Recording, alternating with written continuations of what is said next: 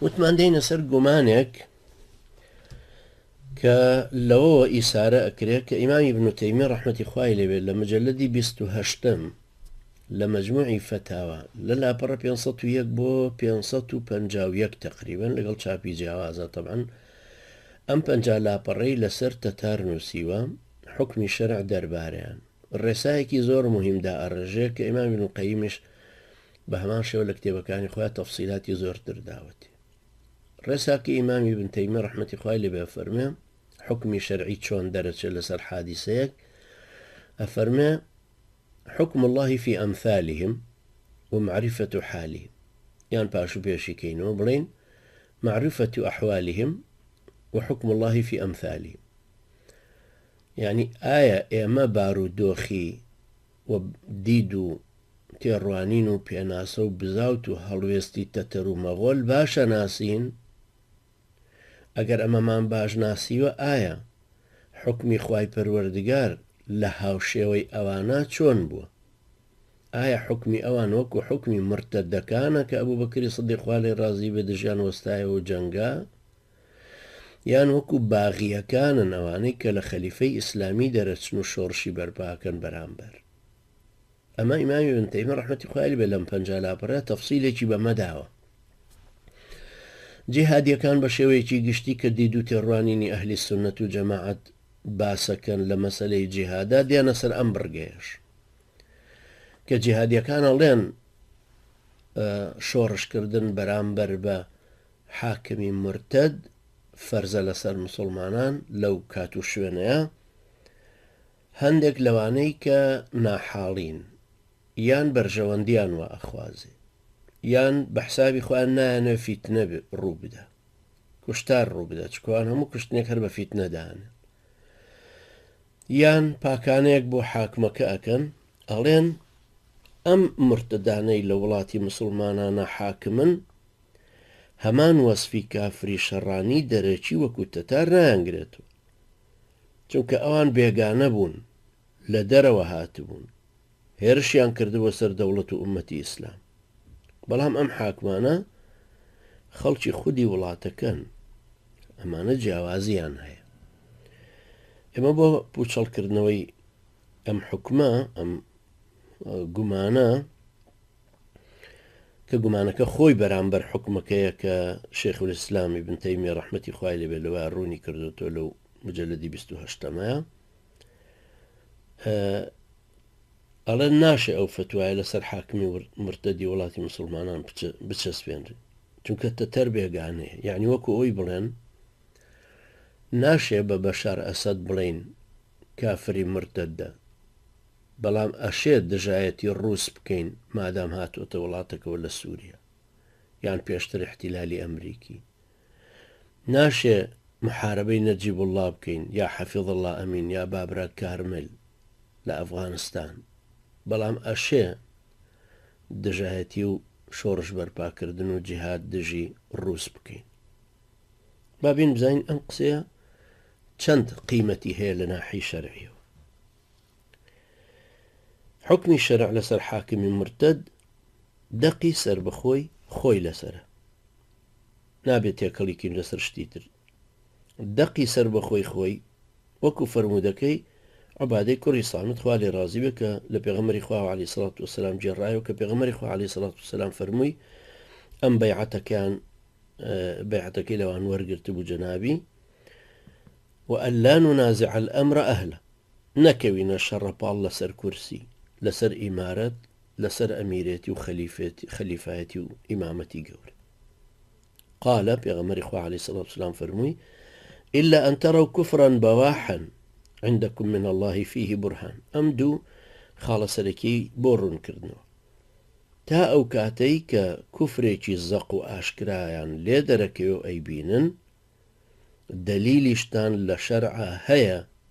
کە ئەوە کوفری بەواح یعنی پێناسەکەی بکەوێتە بەر بڕگەیەکی شەرع ئەم فەرمودەیە هەموو فەرمودە ڕەهاکانی تری کە دەربارەی ئەم مەسەلەیە هاتوون بە خۆیەوە بەستێتەوە وەکو ئەو فەرمودانەی کە فەرمانەکەن بە سەبرگرتن لەسەر ستەمی حاکمەکان وكو فرمودي لا ابن عباس خوالي رازي بك فرم من رأى من أميره شيئا يكرهه فليصبر. هر کەسێ شتێکی لە ئەمیرەکەی و لە دەسەڵات دارولوالی و خەلیفەکەی و بینی کە ئەی بغزان با سەبر لەسەری بگرێ. یان فەرمودەکەی لای عوفی کوڕی مالیک کە ئەجێڕێتەوە کە عەرزیان کردەی پێغەمبەری خوا ئەمانەی کە سوڵتانیان هەیە دەسەڵاتیان هەیە و لە قورئان دوورکەوتوونەتەوە ئەلا نونابیضهم بالسەیف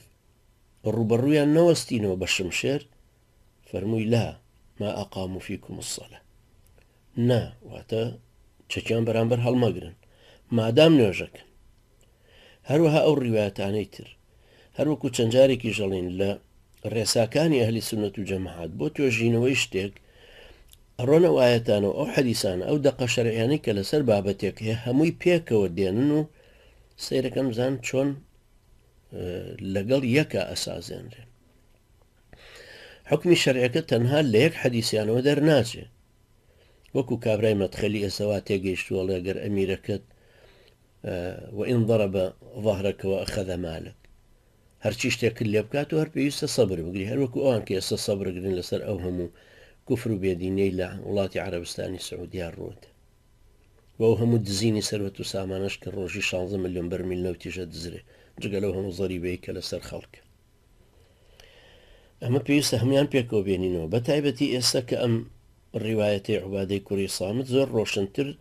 ئەو دوو خاڵە سەرەکیمان بۆ باسەکە إلا أن تروا كفرا بواحا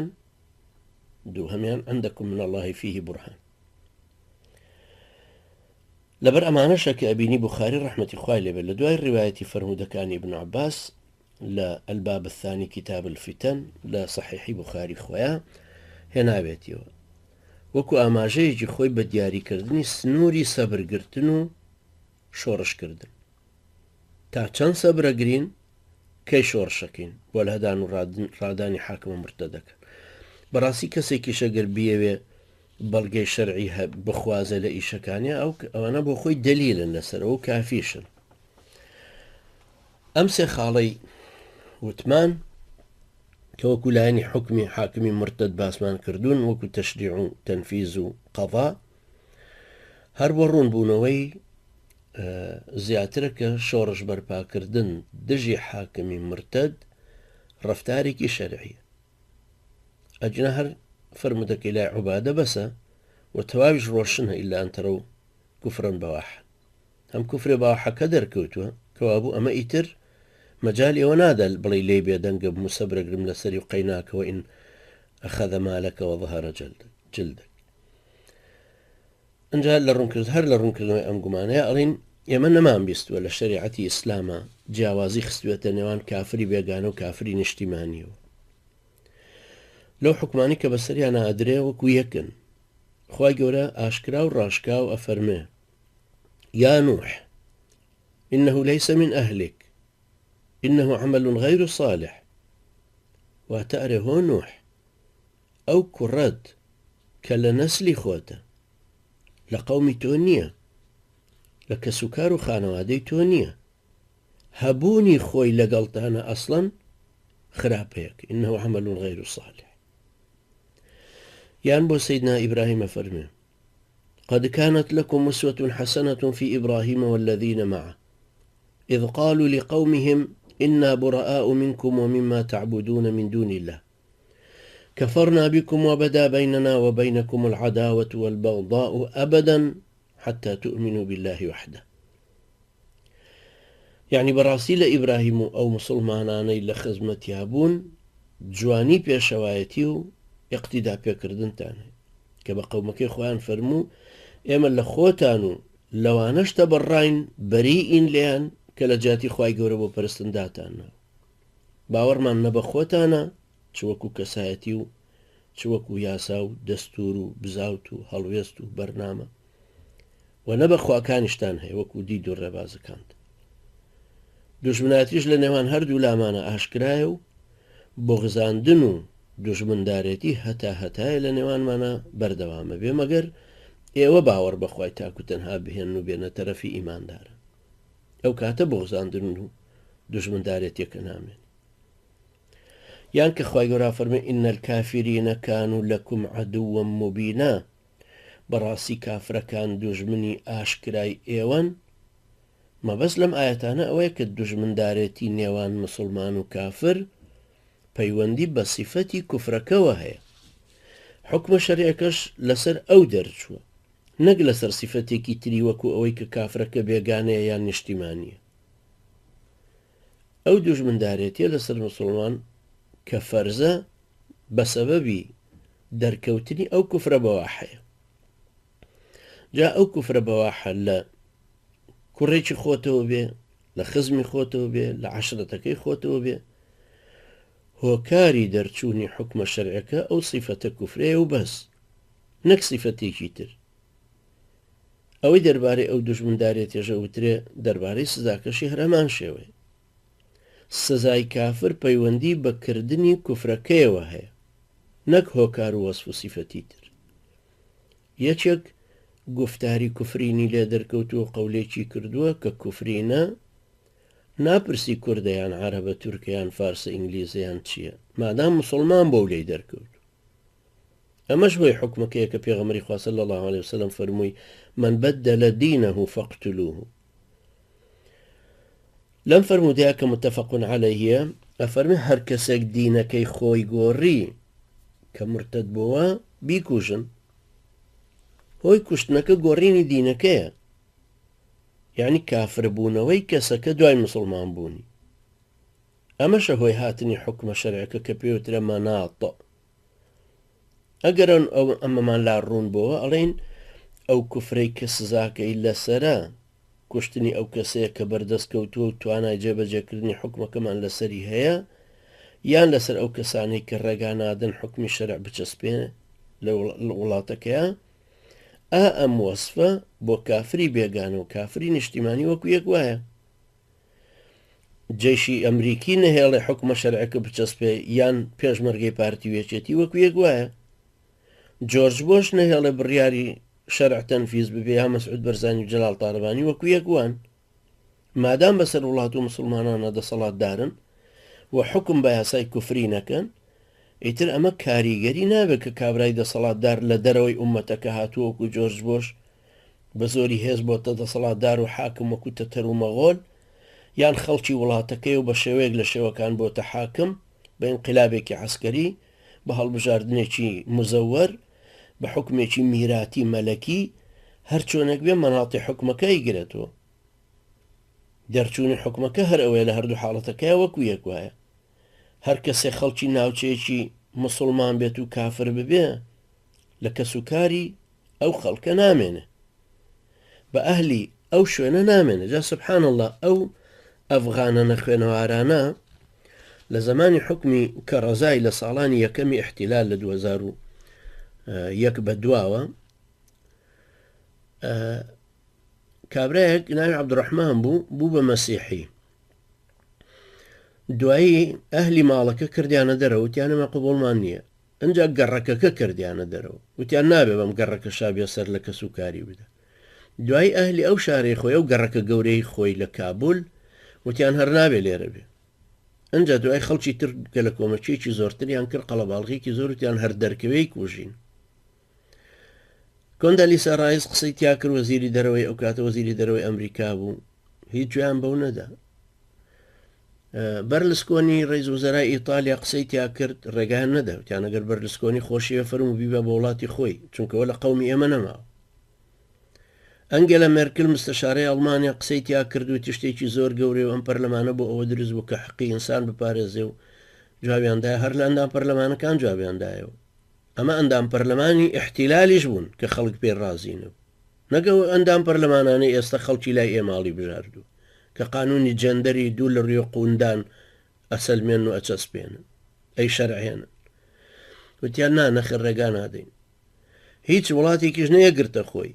مەجبورە بووە ئەبایە دەرچێتە دەرەوە. ئەو عەبدوڕەحمان ناوە دەرچووە دەرەوە لە ئەفغانستان، هات بۆ ئەڵمانی. ئەمە تەطبیقکردنی ئەم ئاەتەیە کە خوای گەورە دەربارەی سەیدنا نوح فەرمووی إنه ليس من أهلك ونادى نوح ربه فقال ربي إن ابني من أهلي وإن وعدك الحق. سيدنا نوح كروزايوە بانگی خوای پەروەردگاری کرد و دوعای کرد ئەی خوای گەورە منەوە کوڕەکەم لە خۆمە کە غەرق بوو وإن وعدك الحق بەڵێنی تۆش ڕاستە وأنت أحكم الحاكمين تۆ داوەری سەر ڕاست و مطلق هەر تۆی قال يا نوح إنه ليس من أهلك هو نوح ئەمە لە کەسوکاری تۆ نییە ئەمە لە ئەولادی تۆ نییە لە خزمی تۆ نییە إنه عمل غير صالح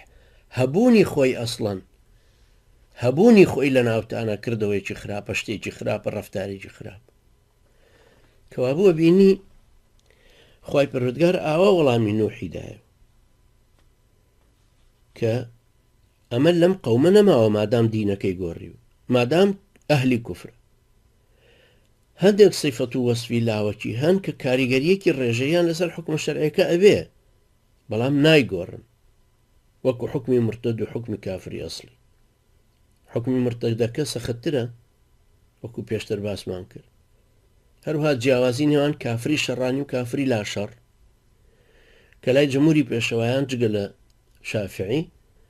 ڕەحمەتی خوای لەبێت جیاوازیان هەیە یان کافرێک نزیکە و کافرێکی تر دوورە لە حکمی دەستپێکی جیهادکردنەکە لە دژیان فەرقی هەیە وەکو ئەویش لە بڕگەی 11 ڕوونمان کرد ئاوا ئەبینی ئەو حاکمە مرتدانە هەموو وەسف و سیفەتێکی وایان تایە کە ئەحکامی قورس و سەخت بیانگرێت وەکو مرتد بوونەوە کافری شەڕانی کافری نزیک یعنی ئەمە هەم مرتدن هەم کافری شەڕانین دەست بە دینەکەمانن هەم کافری نزیکن لێمانەوە یا أيها الذين آمنوا قاتلوا الذين يلونكم من الكفار وليجدوا فيكم غلظة بە پێچەوانەی ئەمەوە ئەبینی کافری ئەسڵی ئەو سیفەتانەی تیانە لا شەڕە دوورە کافری ئەسڵیشە نمونەی ئەم گومانەکە لە ڕووی داعی ڕەسەنەکانی ئەهلی جیهاد ئاخرەتە ڕوو کە گوایە ئەم حاکمە مرتدانەی وڵاتی خۆمان وەکو کافری دەرەکی نین کە بێگانن ئەمان کافری نیشتیمانین وەکو ئەوەیە کە ئەزانین هەموو خواردنەوەیەکی مەستکاری سەرخۆشکار حرامە سەبەبەکە چییە؟ سەرخۆشەکە ئیتر ناوی شەرابە یان ئەلکۆهۆلە یان ئارەقە ناوی ویسکیە یان ناوی ڤۆدگایە ناوی هەرچی شتێکیان بێ هەمویان هەریەکن اینجا چ جیاوازیەک هەیە لە نێوانی شەرابی هاوردە و شەرابی بەرهەمێنانی کۆمپانیایەکی ناو وڵاتەکە خۆی تۆ شەرابێک لە ئیرلەنداوە هێنرابێ بۆ وڵاتەکە بۆ سلەیمانی شەرابێکی تر هەر لەوێ ئینتاج کرابێ فەرقیان چییە؟ شەرابێک لە یۆنانە ڕەنگی سپیە هێنرا و شەرابێکی تر ڕەنگی سوورە هێناوێنە فەرقی چییە؟ ئەم شەرابیان زۆرە ئەو شەرابیان کەمە فەرقی چییە؟ ئەم شەرابە خەستە ئەم شەرابیان ڕوونە فەرقیان چییە؟ چ کاریگەرێک لەسەر حکمە شەرعیەکە هەیە کە بەهۆی حکمەکە بەهۆی سەرخۆشکردنەکەوە دەرچوو هیچ جیاوازێک لە نێوانی ئەم ئیختیلافە وردەکاریانە نییە ئەمە خەستەوە ڕوونەوە سپیەوە سوورە ئەوە هاوردەیە ئەمە ئینتاجی مەحەلیە مادام سیفەتی سەرخۆشکردن لە خواردنەوەکەیە هەبێ حرامە ئەنجا ئەشێ سیفەتی لاوەکی تر هاتبێتە سەر ئەم و ئیزافە بوو بێ بۆی وەکەوەی کەسێک لە ڕەمەزانە شەرابەکەی خواردوت ئەمە هەم حکمی شەرعی شەرابخۆرەکەی گرێتەوە کە جەلدە لێدانێتی هەم تەمێکردنی سزای تەعزیرەی گرێتەوە کە ڕێزی مانگەکەی شکاندووە و ڕێزی مسلمانانیشی نەگرتووە کە لەوێ خواردوێتیوە بەڵام ئەگەر سەرخۆش نەبووایە ئەو حکمە نەیەگرتەوە ئەمەش وایە ئەو کەسەی جیاوازیە خاتە نێوان کافری دەرەکی و کافری ناوچەکە وەکو وایە جیاوازی بخاتە نێوانی شەرابی هاوردە و شەرابی مەحەلی هیچ فەرقێکیان نییە